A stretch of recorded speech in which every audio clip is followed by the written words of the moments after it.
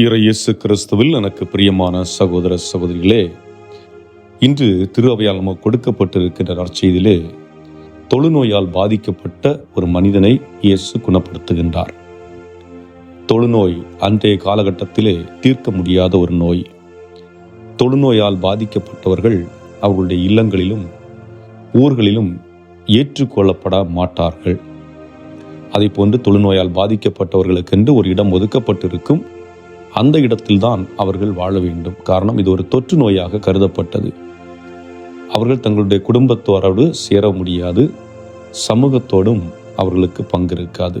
அதுபோன்று ஒருவேளை தொழுநோயால் பாதிக்கப்பட்டவர் அந்த ரோட்டில் நடந்து வந்து எதிர் திசையில் மற்றவர்கள் யாராவது வந்தால் அவர் தன்னுடைய முகத்தை மூடிக்கொண்டு தனக்கு இருக்கும் நோயை வெளிப்படுத்தி கொண்டே வர வேண்டும். அந்த அளவிற்கு அந்த மக்கள் அடிமைப்படுத்தப்பட்டார்கள், சிறுமைப்படுத்தப்பட்டார்கள், ஒதுக்கப்பட்டார்கள், ஓரங்கட்டப்பட்டார்கள். இப்படி வேதனைக்கு உட்பட்ட மக்கள், அதாவது ஒன்று உடல் ரீதியான வேதனை, இன்னொன்று மன ரீதியான வேதனை, இன்னொன்று உறவுகள் அற்ற நிலை, உண்பதற்கு உணவு என்பது போன்ற பல பிரச்சனைகளை அவர்கள் அன்றாடம் சகித்து வந்தார்கள்.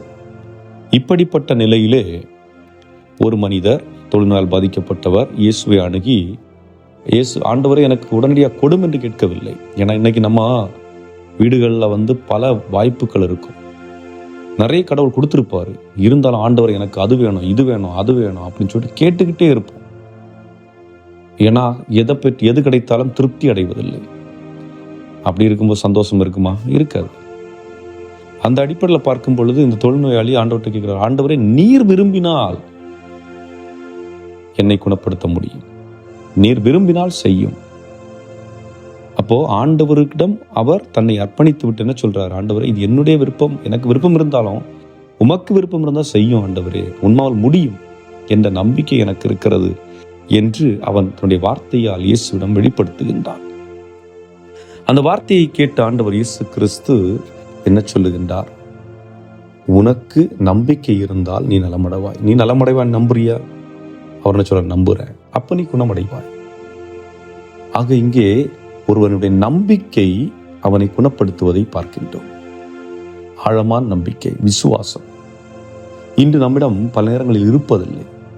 நம்முடைய நம்பிக்கை காற்று போன்றது, அது நிலையற்ற தன்மை கொண்டதாக இருக்கிறது.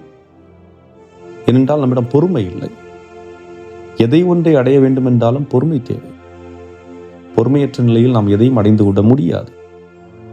இயேசு கிறிஸ்து தன்னுடைய பணியை தொடங்குவதற்கு 40 நாட்கள் பாலைவனத்திலே தியானம் செய்தார் என்று வாசிக்க கேட்கின்றோம். இயேசு ஒவ்வொரு முறையும் புதுமைகளை நிகழ்த்துவதற்கு முன்பாக அல்லது மக்களை சந்திப்பதற்கு முன்பாக, தன்னுடைய பணியை செய்வதற்கு முன்பாக ஆள் நடமாட்டம் இல்லாத இடத்தில் அமர்ந்து தந்தையாகிய இறைவனோடு ஜெபிக்கின்றார், உறவாடுகின்றார், உரையாடுகின்றார்.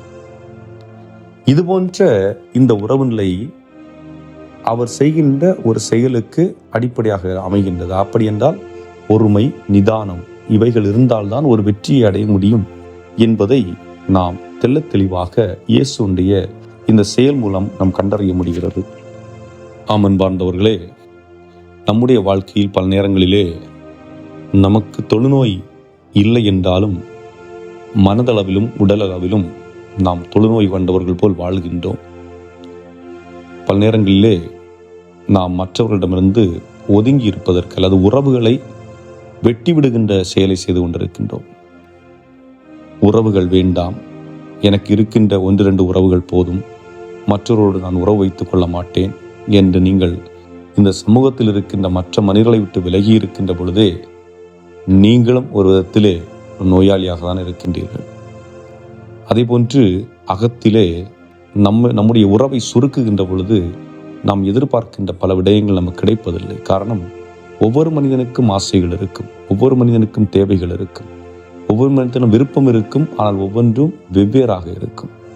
நீங்கள் எனக்கு இந்த நபர் போதும், நான் இவரோடு வாழ்ந்தால் போதும் என்று அந்த உங்களுடைய குறுகிய வட்டத்திற்குள் வாழுகின்ற பொழுது உங்களுக்கு அந்த நபர் போதும், ஆனால் அந்த நபருக்கு நீங்கள் போதுமா, உங்களோடு உள்ள உறவுநிலை மட்டும் போதுமா என்பது போன்ற கேள்விகள் பல நேரங்களில் எழ வாய்ப்புகள் இருக்கிறதாகவே தொழுநோயால் பாதிக்கப்பட்ட மனிதன் தனிமையை உணர்ந்தான், தனிமையில் துன்புற்றான், அகத்திலே வெறுமையை உணர்ந்தான்.